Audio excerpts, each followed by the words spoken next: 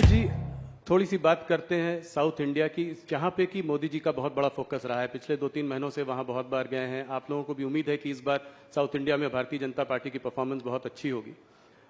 सबसे पहला सवाल तो यह है कि कांग्रेस के वरिष्ठ नेता, ये उनमें से मतलब वाकई एक बड़े वरिष्ठ नेता ने कहा कि साउथ इंडिया जो है दक्षिण भारत को एक अलग देश होना चाहिए।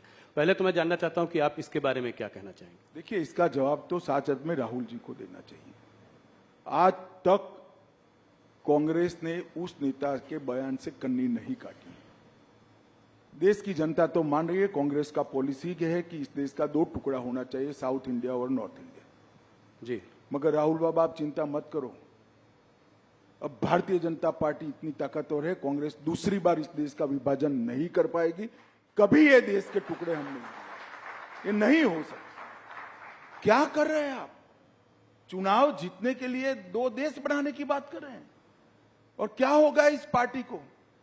इतनी पुरानी पार्टी, आजादी का आंदोलन करने वाली पार्टी, वो इस बयान से कन्नी नहीं काटती है, इनको नोटिस नहीं देती है और फिर से टिकट दे दिया। क्या कहना चाहते हैं आप? उसका जवाब तो कांग्रेस पार्टी ने देना पड़ेगा चुनावों में। आपसे एक सीधा सवाल पूछना चाहता हूं कि 130 लगभग जो सीटें हैं साउथ में, आपको कितनी उम्मीद है इस बार आएंगी? पिछली बार तो आपको कर्नाटका और तेलंगाना के बीच में 29 सीटें मिली थी। देखिए, तुम इधर उधर ईस्ट वेस्ट साउथ सेंटर मत गिनो भाई, 370 गिन लेना।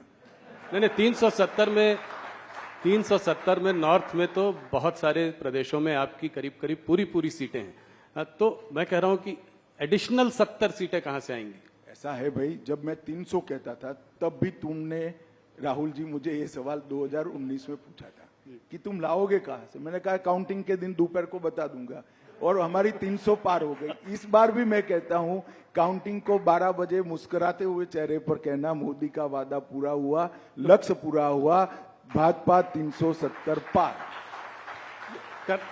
मैं ये देखना चाह रहा हूं कि कहां से आप और उम्मीद देख रहे हैं। जैसे कर्नाटका में ढेर सारे स्पेस हैं जी। बंगाल में हम बढ़ सकते हैं, उड़ीसा में बढ़ सकते हैं, तेलंगाना में बढ़ सकते हैं, हम तमिलनाडु केरल में बढ़ सकते हैं, ढेर सारी जगह हैं, पंजाब में बढ़ सकते हैं। नीचे से शुरू करते हैं, केरला में अकाउंट खुलेगा इस बार?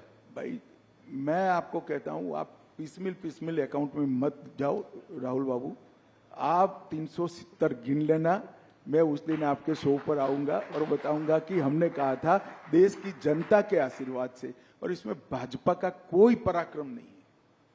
इस देश की जनता का स्नेह नरेंद्र मोदी जी पर है, हमारे नेतृत्व पर है, हमारी पार्टी पर है।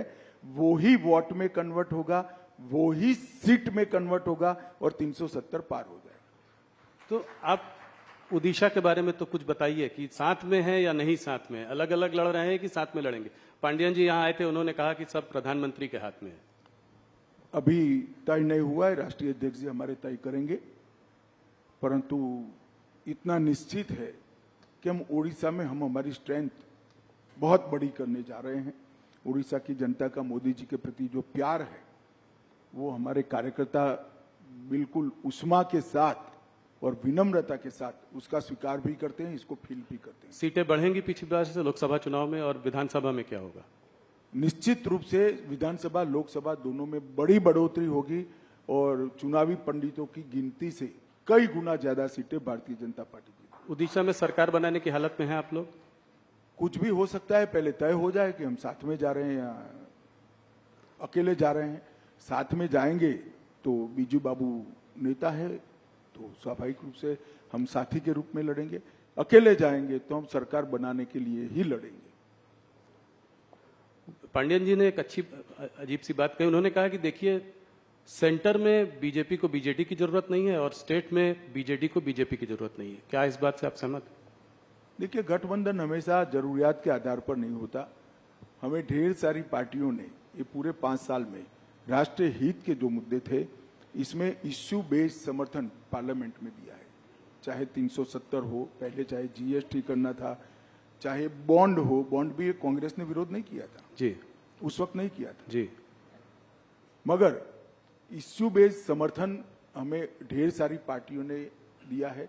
और मैं मानता हूं कि ये लोकतंत्र की खूबसूरती है कि विरोध हर मुद्दे पर नहीं होता है।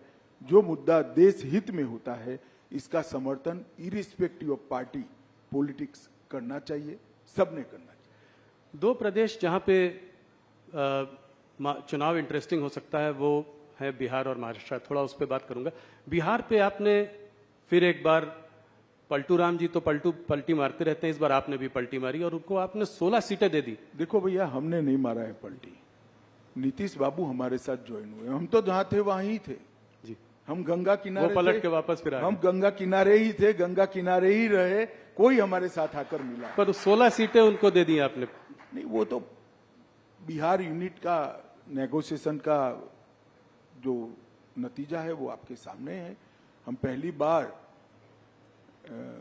नीतीश कुमार जी से ज्यादा सीटें लड़ रहे हैं जी। बड़े भाई की भूमिका में आए हैं, वो हमारे लिए बड़ी बात है और मुझे विश्वास है कि हम बहुत अच्छी तरह से बिहार में विजयी होंगे। 5 सीट चिराग पासवान जी को दी, पर पशुपति पारस को आपने डंप कर दिया। कोई उनके संग भी समझौता हो सकता है? अभी उन्होंने रिजाइन भी कर दिया आपकी मंत्रालय मिनिस्ट्री। अब समझौते की गुंजाइश नहीं रही, कम रह गई है, लगभग नहींवत है। अच्छा था अगर परिवार पूरा साथ में आता, मगर ठीक है भाई। अभी आप बड़े भाई के रूप में यहाँ आए हैं, तो क्या विधानसभा में भी बड़े भाई के रूप में ही आएंगे और मुख्यमंत्री का चेहरा भारतीय जनता पार्टी का होगा? अभी कुछ नहीं तय नहीं। हमें लोकसभा का चुनाव है, 370 और 400 के लक्ष्य के लिए सब लोग लगे हैं। विजयी होने के बाद आगे का रणनीति हम बनाएंगे। इस बार देखा है बिहार में आपने और छोटी पार्टियों को भी साथ में ले लिया। यही रुख जो है महाराष्ट्र में भी देख रहे हैं। अगर महाराष्ट्र में देखें तो आप पहले आप शिंदे जी को लाए, उसके बाद अजित पवार आए, आज कल आपसे राज ठाकरे भी मिलकर गए हैं। तो कितनी सीटों का आपको, पिछली बार 41 सीटें थी आपकी 48 में, क्या उससे ऊपर हम जा सकते? 41 से ज्यादा सीटें महाराष्ट्र में जीतेंगे और ये जो घमंडिया गठबंधन प्रचार कर रहा है, पार्टियां तोड़ी, पार्टियां हमने नहीं तोड़ी है। शिवसेना तोड़ने का काम उद्धव ठाकरे के पुत्र प्रेम ने किया है। अगर वो एक नाथ शिंदे को उनका उचित सम्मान देते तो शिवसेना न टूटती। और एनसीपी तोड़ने का काम शरद पवार जी की पुत्री प्रेम ने किया है।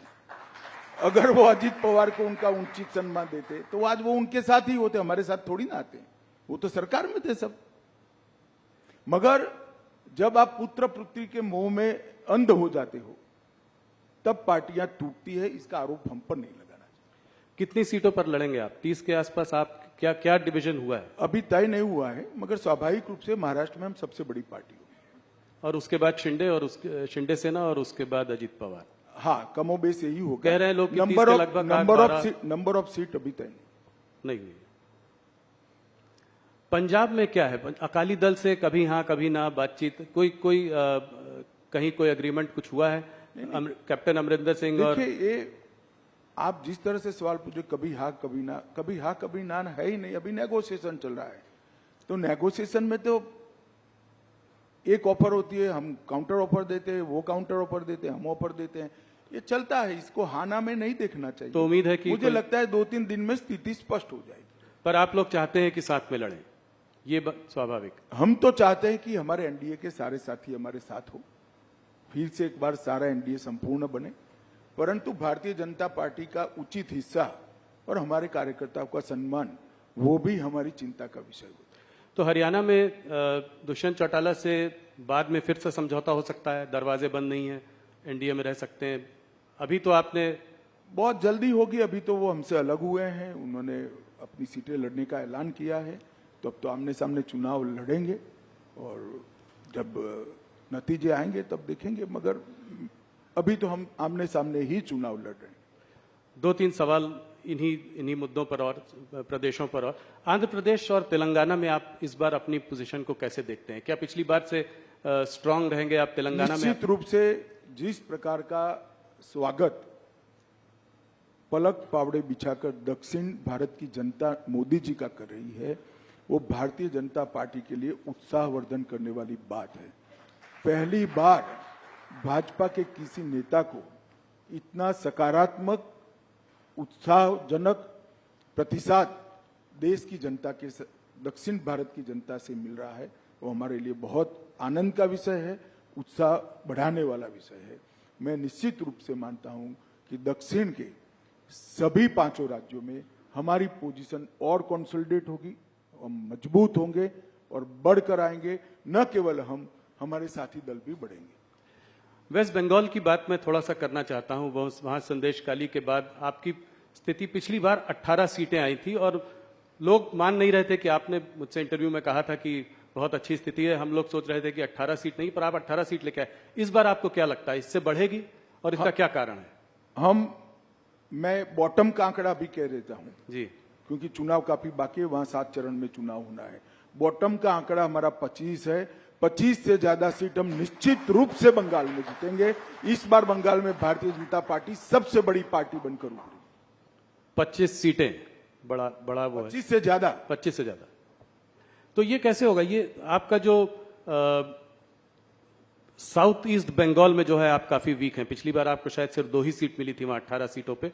वो एरिया जो है वो आपके लिए बहुत अहम है, कोलकाता, हुगली, 24 परगना, हावड़ा।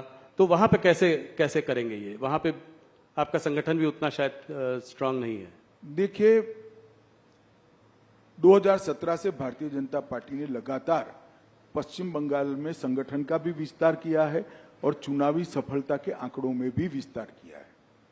2017 से लगातार हम बढ़ते ही जा रहे हैं। विगत विधानसभा चुनाव की मैं बात करूं, हम 2 लोग थे, 77 हो गए। बहुत बड़ी जंप है। Congress 0, communist party 0। आज prime opposition Bharatiya Janata party वहां बनी हुई है। हमारी 2 लोकसभा की सीटें थी, 14 में, 19 में 18 हुई और इस बार हम 25 से काफी आगे निकलेंगे, ये मेरा विश्वास है। बंगाल की जनता 1 करोड़ों रुपया जो पकड़ा गया है, इसमें ईडी पर सवाल नहीं उठाती है, ममता जी पर सवाल उठाती कि रुपया कहां से आता है, रुपया किसका है। ये रुपया बंगाल की गरीब जनता का रुपया है भैया। वहां पर मोदी जी की योजनाएं नीचे नहीं पहुंच रही है।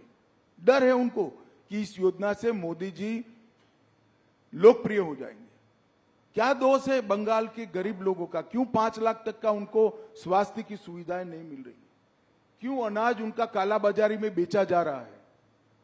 क्यों नल से जल की योजना वहां ठीक से इंप्लीमेंट नहीं हो रही? क्यों अब तक सीए से इनको महरूम रखा गया? केवल और केवल वोट बैंक की पॉलिटिक्स के कारण और भ्रष्टाचार के कारण। भ्रष्टाचार उनका उजागर हो चुका है।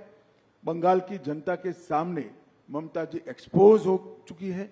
एक महिला मुख्यमंत्री के शासन में जिस तरह से संदेश खाली में सालों तक बहनों माताओं पर अत्याचार होते रहे और उनके पार्टी के नेताओं के द्वारा होते रहे, सुप्रीम कोर्ट और हाई कोर्ट को दखल करने पड़ते, तब जाकर अरेस्ट करते हैं, ये लोकतंत्र की बहाली के कारण हुआ है। जी, एक बार कश्मीर की जनता ने हिम्मत करना चाहिए। जिन लोगों ने 75 साल तक कश्मीर की जनता को लोकतंत्र से महरूम रखा, संवैधानिक अधिकारों से महरूम रखा और अपने केंद्र सरकार की स्कीमों से महरूम रखा, उनको दंड दीजिए, लोकतंत्र को मजबूत कर दिए। भारतीय जनता पार्टी को वोट दीजिए, जिसको देना है इसको दीजिए, परंतु घाटी में एक बार ये 3 परिवारवादी पार्टियों को सबक सिखाना चाहिए। कश्मीर में चुनाव कब होंगे? ये मैंने आपसे सवाल बहुत बार पहले भी पूछा है। इस बार बोला गया कि पैरामिलिट्री फोर्सेस की कुछ कमी है क्योंकि नेशनल इलेक्शंस हो रहे हैं तो नहीं हो पाए, तो इसका मतलब जल्दी होने चाहिए।